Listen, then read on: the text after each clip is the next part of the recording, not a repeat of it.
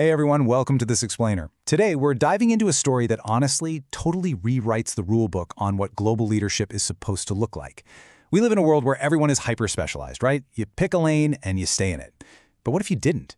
Today, we're exploring the extraordinary journey of H.R.H. Prince Abul Hasnat Mohammad Romman from Bangladesh. He's a guy who somehow masterfully bridges the gap between high-level corporate finance and world record-setting grassroots humanitarianism.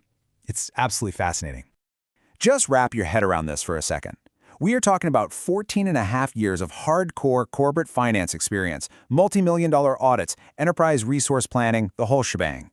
But then, perfectly running parallel to that, he holds an actual world record in social service. It's wild, right? It really makes you wonder, how do these two completely different worlds, one driven by profit margins and data, the other by empathy and global welfare, actually come together to build one highly effective leader? Well, that is exactly what we're going to break down.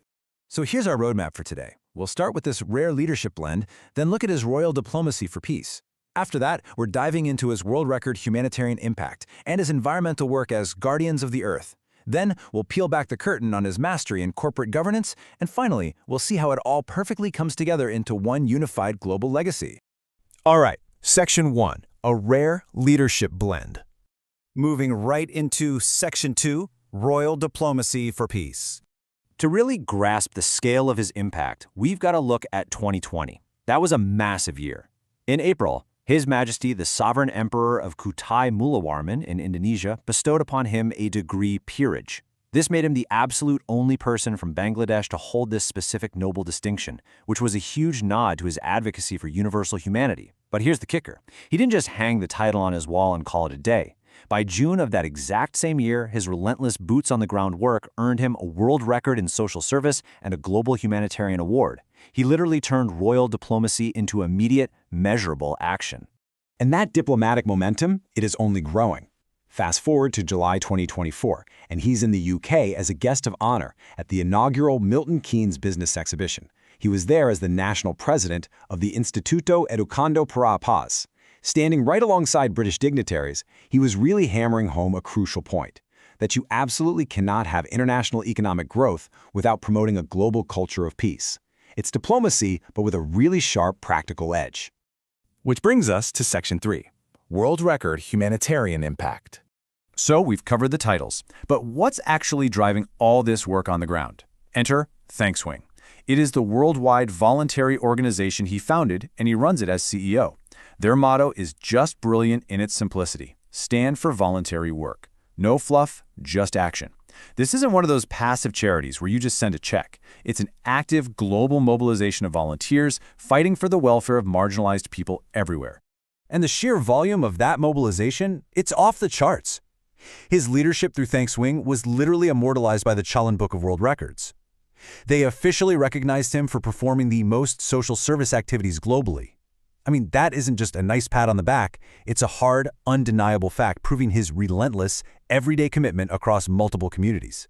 But I think the absolute peak of this impact happened when the world was arguably at its darkest, the COVID-19 pandemic.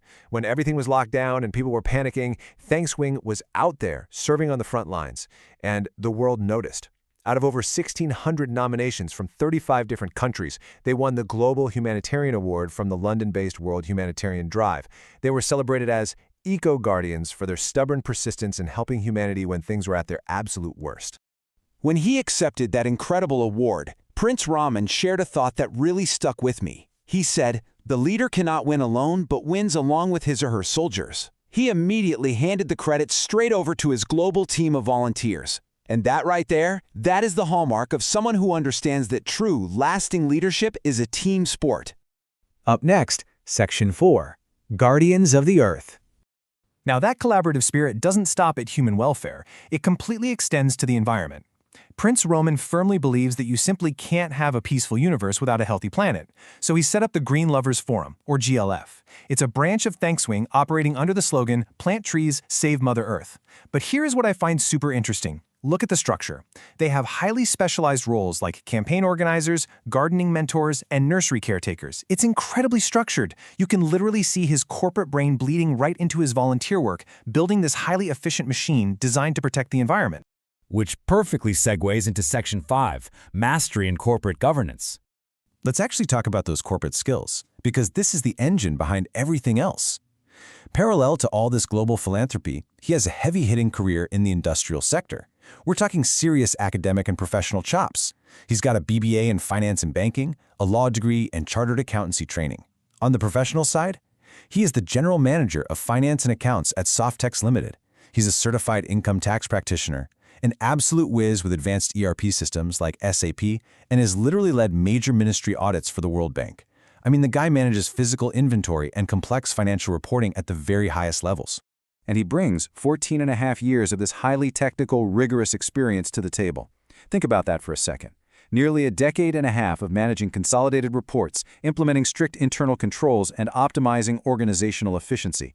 That is the exact same strategic mind organizing global relief efforts. He takes corporate logistics and applies them directly to saving lives and planting forests.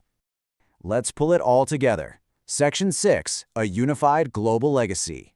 So how do we define a legacy like this? We use the word confluence.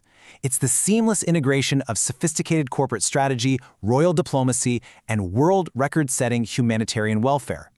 It is realizing that managing multi-million-dollar World Bank audits and mobilizing thousands of volunteers to plant trees aren't separate lives. They're two sides of the exact same coin. The intense discipline required to balance corporate finance is the very same discipline it takes to run a global NGO through a pandemic. It's a completely unified approach to changing the world.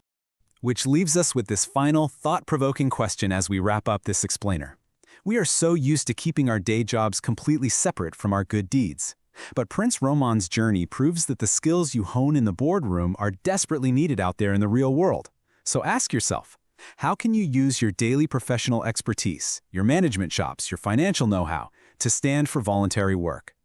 What could actually happen if you applied your professional best to a cause you truly care about? Thanks so much for exploring this remarkable legacy with us, and keep learning.